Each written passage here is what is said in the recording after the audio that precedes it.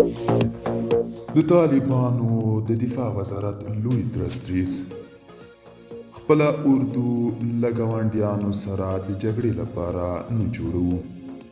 سلام، وخت مو بخیر. پام وکړئ د نن ورځې تازه خبر ته.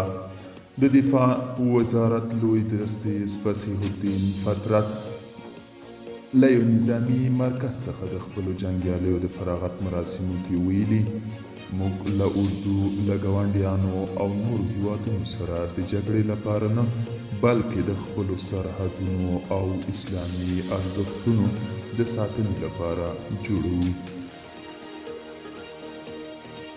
د طالبانو د دفاع وزارت په یوې اعلامیه کې ویل شوي دي: له ټولې نړۍ سره ښې اړیکې غواړي او له ټولو سره د نیک تعامل پر ځای اساس مخکې ځي. سانوداو